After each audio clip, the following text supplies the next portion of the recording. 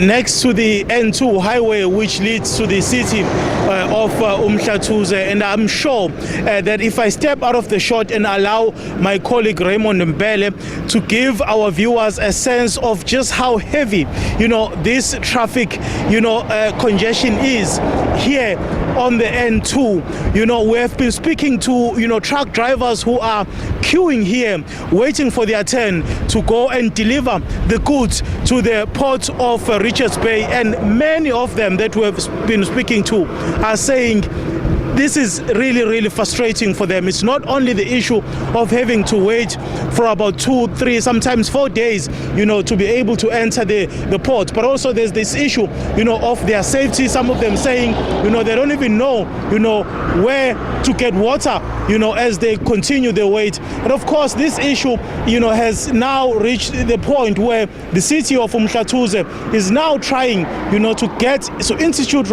legal action against the port of Richards Bay in an effort to try and ask for speedy intervention in this regard. Earlier on, we did have an opportunity to speak to the mayor of the city of Umhlatuze, Mr. Xolani Ngwezi. Let's listen to what he had to say. We have done all we can do, trying to coordinate as government in the area, spending our money, in other words, playing our part. But then there is a problem in the port, a very big problem. So we really think that we can't, on the failure of another department, incur the cost. They will rather come on board and say, we are going to be assisting you here and there, and then say we are going to assist here because we all have interest in the activities of the economy. But where they fold their arms and look at us, probably the cost we are incurring, we must seek, intervention from the courts to say, what is it that needs to be done? It has always been the right way of resolving issues where people don't see eye to eye. Courts were made to address such issues.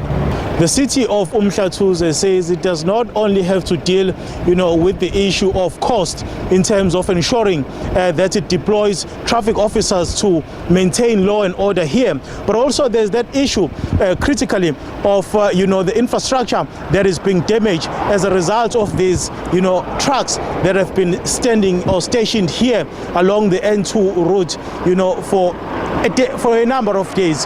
When we spoke to the mayor, he did indicate to us, that this issue has been ongoing for about 2 years now. And what is frustrating for the city is that they are not getting any response from port authorities as well as the Department of Transport in the province with regards to how they intend, resolving this crisis that is unfolding here on the N2. But of course, we also had an opportunity to speak to port authorities to hear what they had to say about this particular matter. Let's take a listen.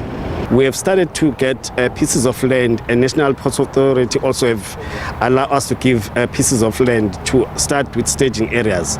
Once we've got those staging areas, we'll be able to stagger those trucks to a number of staging areas that will be in the Richards Bay precinct, so that it will assist us to make sure that inside the port, inside the Richards Bay road, the trucks will be then reduced.